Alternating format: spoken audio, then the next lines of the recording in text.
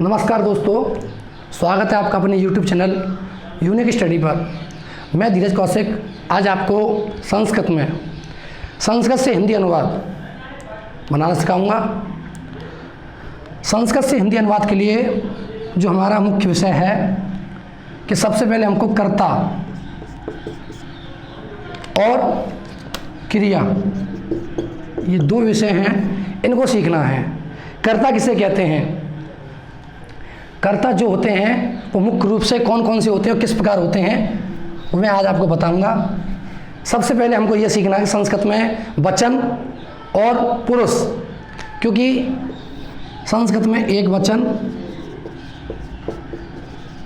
द्विवचन और बहुवचन, तीन प्रकार के वचन होते हैं। हमेशा याद रखना है, संस्कृत में 3 वचन होते हैं और हिंदी भाषा में 2 वचन होते हैं।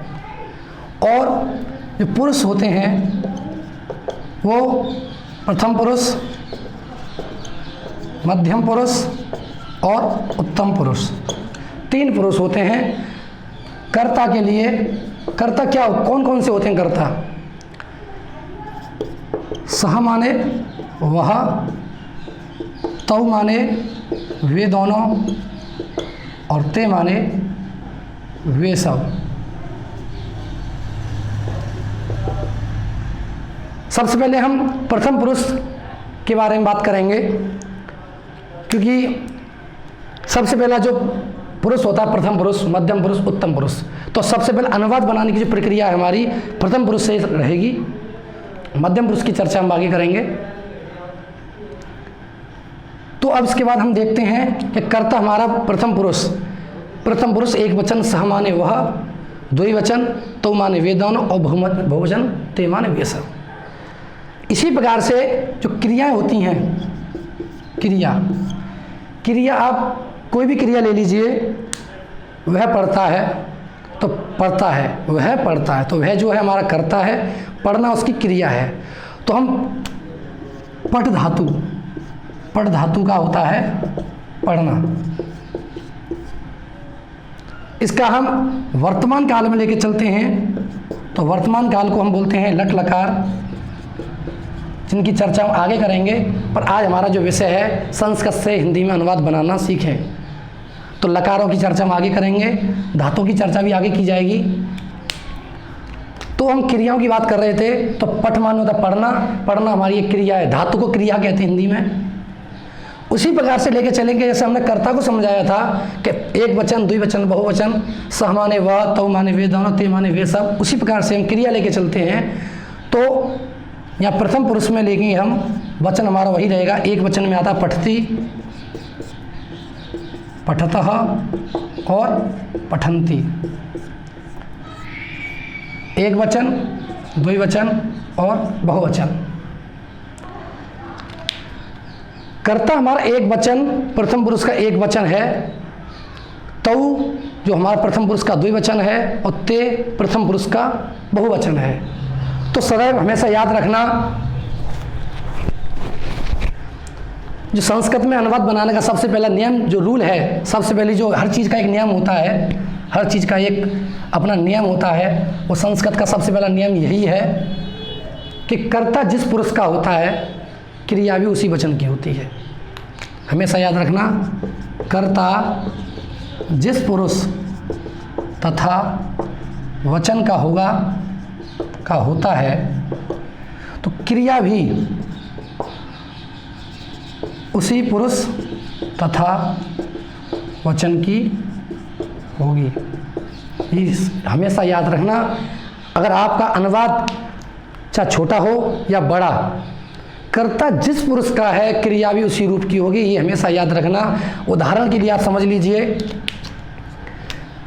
मैंने बताया था वह पढ़ता है। अब इसको समझ लीजिएगा, आप अच्छे से समझ लीजिएगा। समझ में आ रहा है? जो हमारा जो रूल है, सबसे पहले कर्ता जिस पुरुष तथा वचन का होता है, क्रिया भी उसी पुरुष तथा वचन की होगी। ये हमेशा याद रखना है। अभी मैंने आपको एग्जाम्पल के लिए दिया था, एक वचन, द्विवचन, बहुवचन और प्रथम पुरुष, मध्यम पुरुष और उत्तम पुरुष।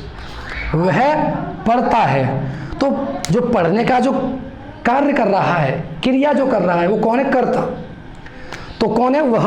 तो वह की संस्कृत क्या बताई थी हमने? वह। सह माने वह। अब ये हमारा किसका है? कौन से वचन का है? प्रथम पुरुष का एक वचन, या ऐसा कर लीजिए एक वचन। अब हमारा ये प्रथम पुरुष का एक वचन है, तो इसके साथ जो क्रिया है, ये वाली जो क्रिया है, ये वाली जो क्या लगेगी? ये प्रथम पुरुष के एक वचन की लगेगी। तो क्या आएगा यहाँ? पठती, क्योंकि ये भी प्रथम पुरुष के एक वचन की ही है। यही हमेशा नियम रहेगा।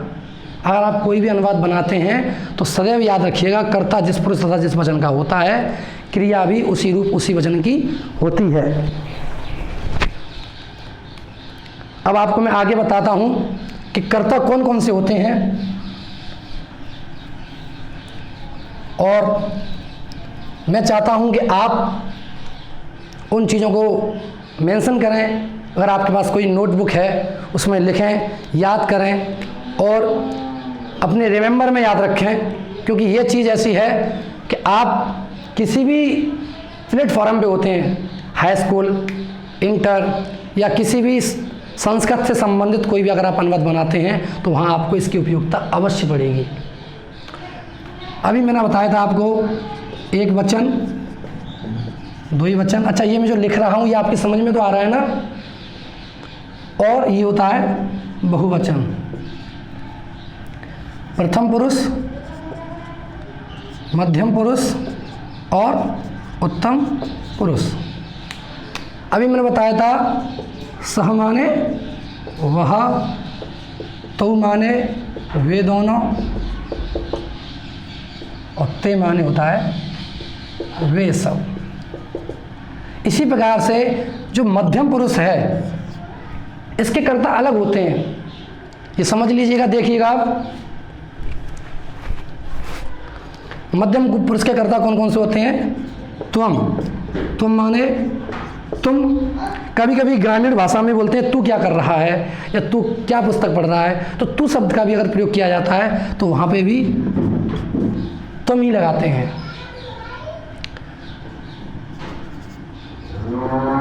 युवम माने तुम दोनों, जो कि द्विवचन का है, यहाँ से ये पूरा द्विवचन है।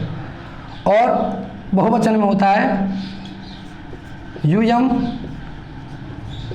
तुम सब। और उत्तम पुरुष का जो है ये भी है अहम माने मैं, आवाम माने हम दोनों, और वयम माने हम सब। ये हमारे कर्ता हैं 9। ये हमारे कर्ता जो हैं वो 9 कर्ता हैं। तो कर्ता जिस पुरुष का होगा, सदैव स्मरण रखिएगा कि हमारा सह जो है, याद रखने वाली बात है, ये अगर ये एक वचन का है और प्रथम पुरुष का, तो इसके साथ जो क्रिया होगी वो भी वही होगी जिस स्थान पर ये है। कर्ता जिस पुरुष तथा जिस वचन का होता है, क्रिया भी उसी रूप और उसी वचन की होगी। अगर हमारा कोई कर्ता यहाँ पर द्विवचन का है तो, और मध्यम पुरुष का है युवाम, उत्तम पुरुष का है आवाम, प्रथम पुरुष का बहुवचन होता है ते, और मध्यम पुरुष का होता है यूयम, और उत्तम पुरुष का होता है वयम। तो कर्ता जिस पुरुष का है, क्रिया भी उसी रूप तथा उसी वचन की होती है। ये हमेशा याद रखने के लिए आपको याद रखना है। एग्जाम्पल के लिए आप देख लीजिए, अगर आप इनको इसका आप स्क्रीनशॉट लेना चाहते हैं तो स्क्रीनशॉट ले लीजिए, अगर आप इसे देखना चाहते हैं तो देख लीजिएगा।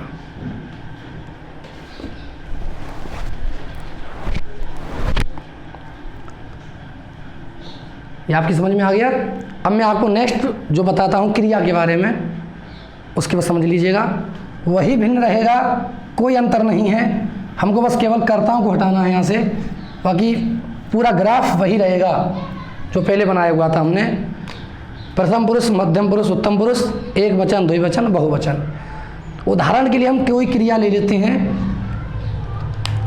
उदाहरण के लिए हमारी क्रिया रहेगी पढ़ना। जो पट धातु है,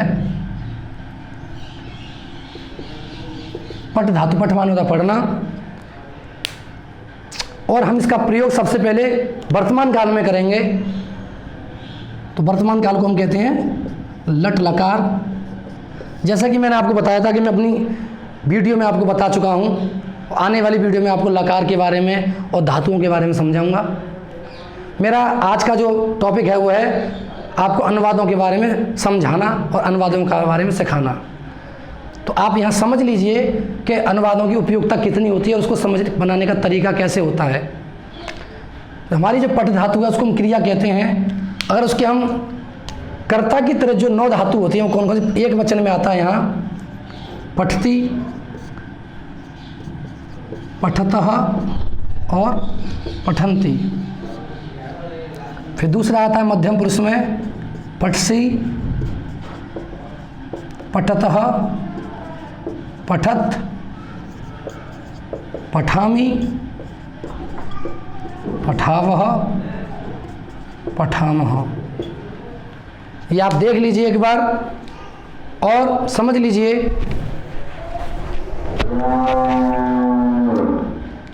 यहाँ पर आपको मैंने जैसा कि आपको पहले बताया था एक वचन, द्विवचन, बहुवचन, प्रथम पुरुष, मध्यम पुरुष, उत्तम पुरुष, ये क्रियाएं हैं आपकी पठती, पठत, पठन्ति, पठसी, पठत, पठत, पठामी, पठा, पठामा।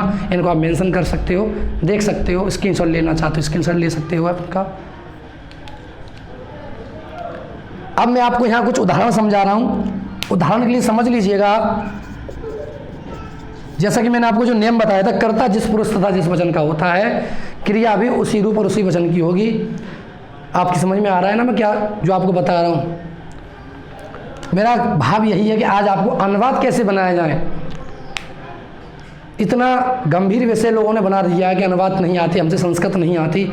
संस्कृत बहुत सरल और देव भाषा है, बस केवल उसको समझने का प्रयास लोग करना बंद कर देते हैं।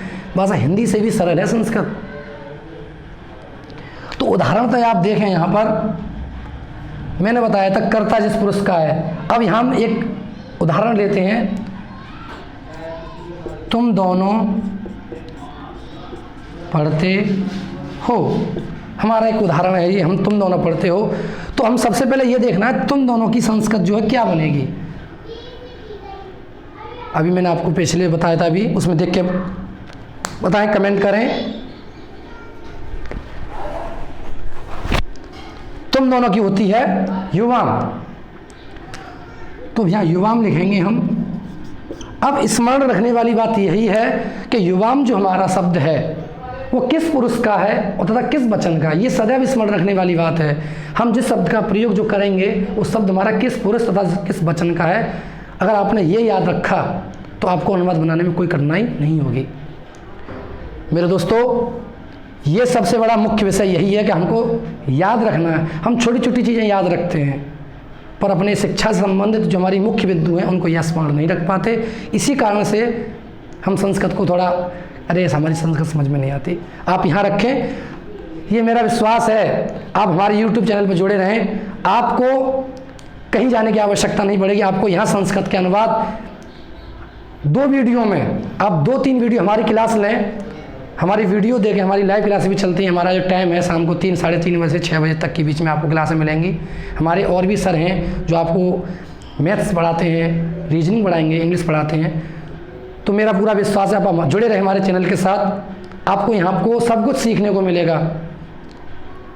तो मैंने बताया था युवाम जो है मध्यम पुरुष का द्विवचन है, तो इसके साथ क्रिया कौन सी लगेगी हमको ये, चलो हम आज नई पहली बार कर रहे हैं। तो यहाँ देखो मध्यम पुरुष की जो क्रिया है वो क्या है द्विवचन में, पठतः।